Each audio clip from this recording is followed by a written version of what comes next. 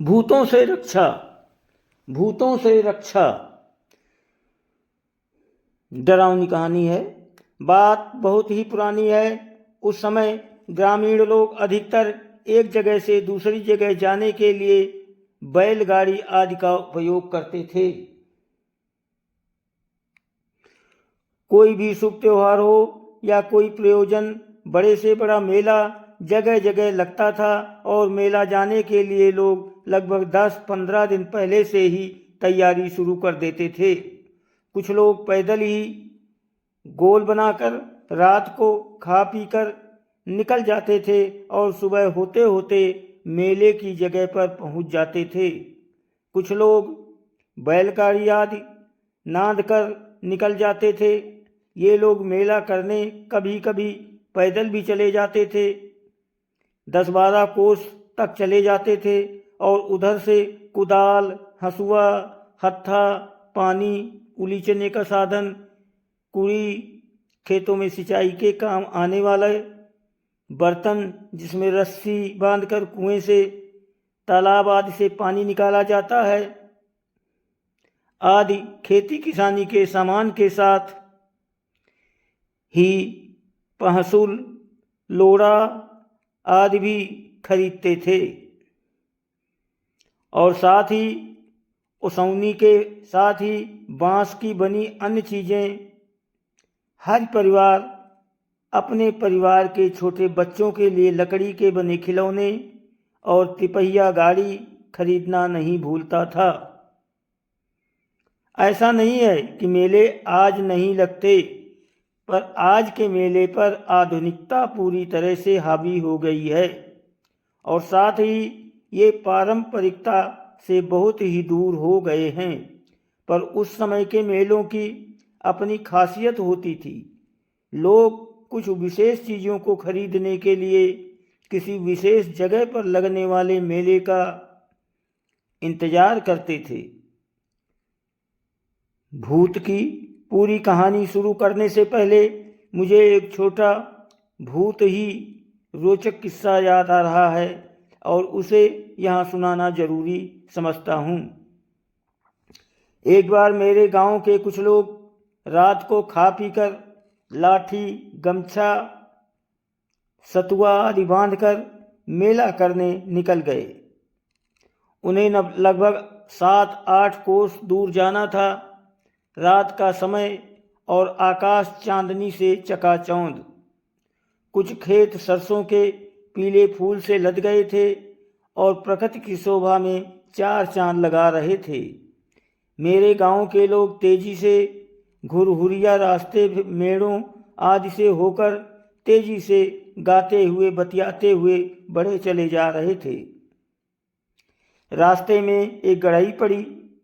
वे लोग गढ़ई पार किए, पर क्या देखते हैं कि घूम फिरकर फिर से ही गढ़ई पर ही आ जाते हैं।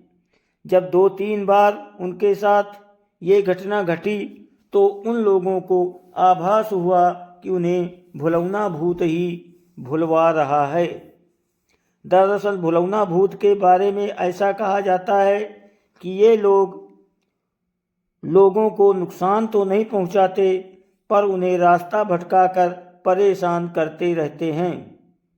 फिर क्या था, तभी उसी गोल के एक बुजुर्ग ने अपनी चुनौती निकाली, सुरती बनाया और जय हो भुलौना बाबा कहकर थोड़ी सी सुरती वहीं चढ़ा दी और हनुमान जी का नाम लेकर फिर से आगे बढ़ गए। खैर, इस बार उन्हें भुलौना यानी भटकना से बच गए थे। खैर, मेला जाने वाले इस गोल की समस्या कम होने का नाम ही नहीं ले रही थी। मेला के रास्ते में एक नदी पड़ती थी, पर उसका पाट बड़ा ही छोटा था और इन दिनों में इसमें जांग भर ही पानी हुआ करता था और आसानी से कोई भी गंवई व्यक्ति इसे पार कर सकता था।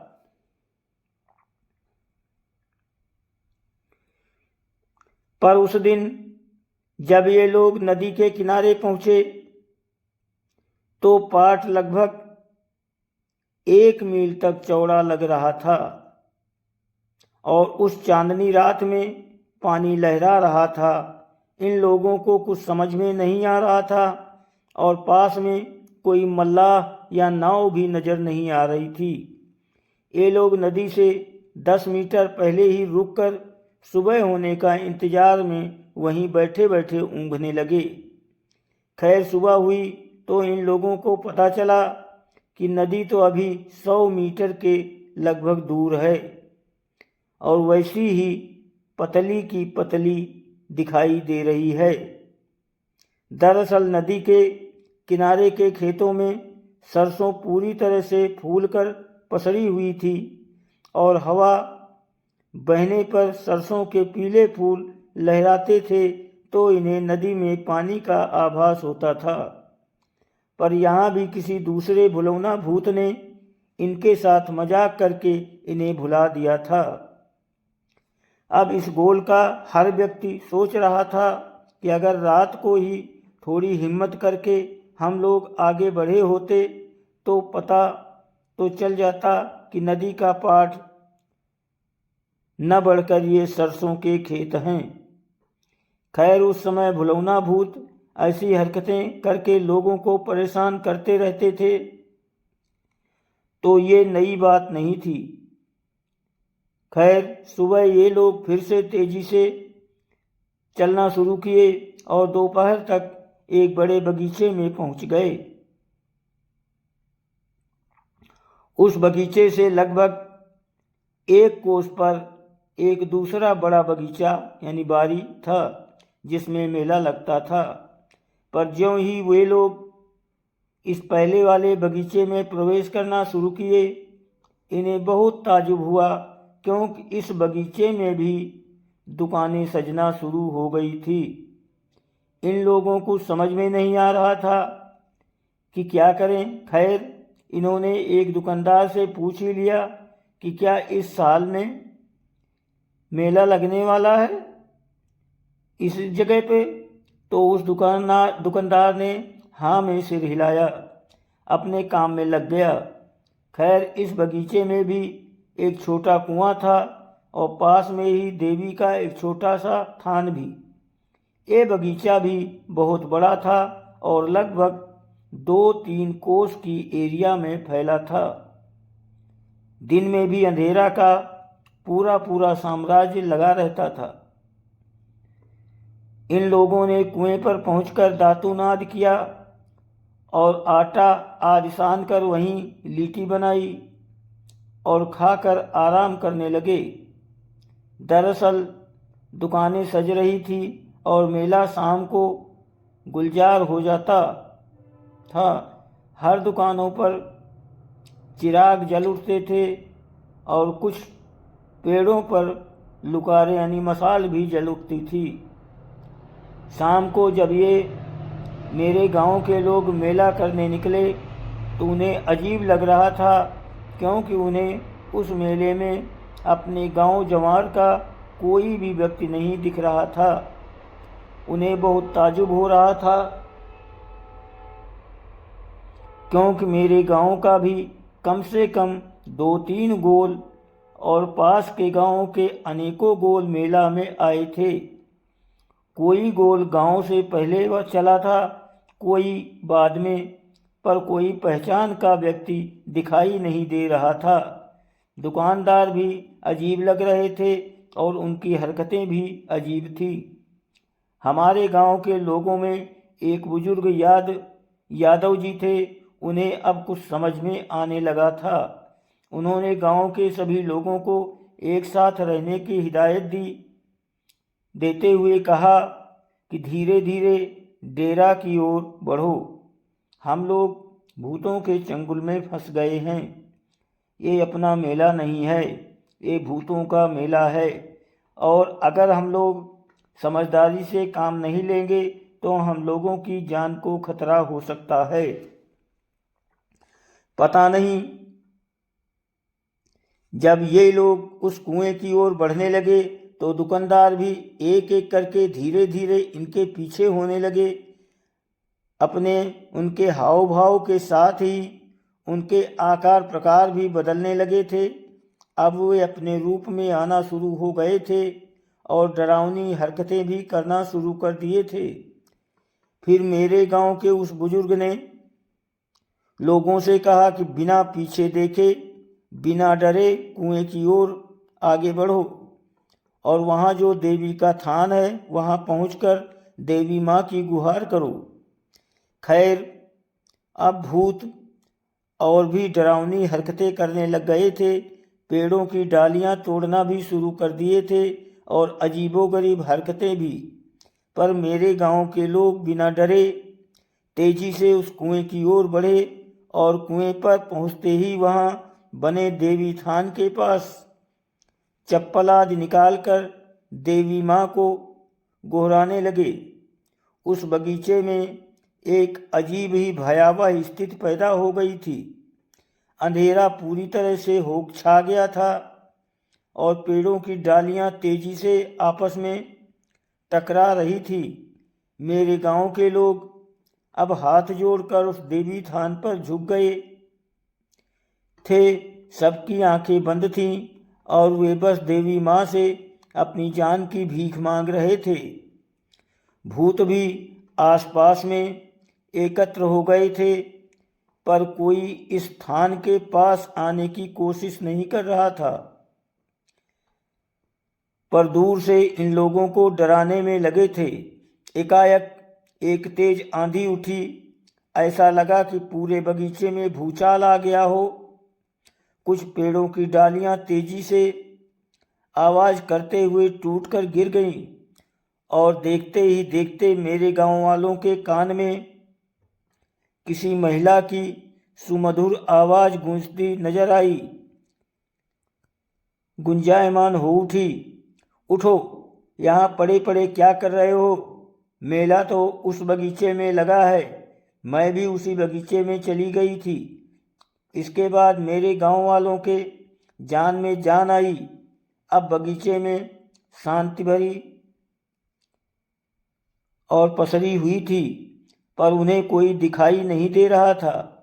फिर एक अद्भुत रोशनी प्रकट हुई। रोशनी के प्रकट होते ही मेरे गांव के बुजुर्ग ने कहा कि अपना सामान समेटे और बिना देर किए इस रोशनी के पीछे पीछे निकल पड़ो। फिर मेरे गांव के लोगों ने अपना सामान समेटा और उस रोशनी के पीछे पीछे हो लिए। जब वे लोग मेले वाले बगीचे के पास पहुँचे तो वो रोशनी गायब हो गई। अब मेरे गांव के लोग राहत की सांस ले रहे थे, क्योंकि लगभग काफ़ी रात भी हो चुकी थी और इस बगीचे में मेला भी परवान चढ़ चुका था। ज्यों ही हमारे गांव का ये गोल मेले में प्रवेश किया, वहीं हरी खरीदते हुए मेरे गांव के रमेशर बाबा मिल गए। फिर रमेशर बाबा मेरे गांव के इस गोल को लेकर डेरा पर गए, जहां मेरे गांव के अन्य गोल भी आकर ठहरे हुए थे। फिर अपना सामान वहां रखकर ये लोग मेला करने निकले। दरअसल डेरा बनाने के से ये फायदा होता था कि हर व्यक्ति की 1-2 घंटे इस डेरा पर रहने की जिम्मेदारी होती थी और लोग अपना सामान खरीदता हुआ सामान भी यहीं लाकर रखकर फिर से और सामान खरीदने चले जाते थे। और अगर किसी को खाना पीना भी होता था, डेरे पर ही आ जाता था। ये मेला महीनों चलता था। खैर, दूसरे दिन सुबह मेरे गांव के उस बुजुर्ग गांव वालों के साथ मेला के आयोजकों के पास पहुंचे और उन्हें रात की घटना बताई। मेला के आयोजकों ने कहा कि हम लोग मेला का आयोजन इसी से तो उस बगीचे में नहीं करते, क्योंकि उस बगीचे में बहुत सारे भूतों का डेरा है।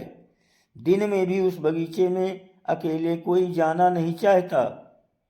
उस बगीचे के भूत काफ़ी लोगों को परेशान करते हैं। फिर मेरे गांव के उस बुजुर्ग ने कहा कि हमें भूतों से डरने की ज़रूरत नहीं। उस बगीचे में एक देवी माँ का थान है, कुआं भी है। आप लोग क्योंकि उस देवी थान पर पूजा आदि का आयोजन करके मेला का आयोजन वहीं करते हैं। माँ हम सबकी रक्षा करेगी और भूतों को भी वहाँ से 9-2-11 होना पड़ेगा। मेला आयोजकों को ये बात बहुत ही जच गई और उन लोगों ने सोचा कि जो माँ उस बगीचे से इस बगीचे में मेला का आनंद उठाने आती है तो क्यों नहीं मेले का आयोजन उसी बगीचे में किया जाए। तभी से इसी बगीचे में से मेला लगना शुरू हो गया। सब पर माँ की कृपा है। माँ के थान पर एक छोटा मंदिर भी बन गया है। मेले के दौरान पूरा बगीचा मामय हो जाता है। अगरबत्तियों कपूरों के जलने से पूरे बगीचे का माहौल देवीमय हो जाता है। लोग मेला भी करते हैं और माँ के दर्शन भी। नवरात्रि चल रहा है। माँ की कृपा आप सब पर बनी रहे। जय माता दी।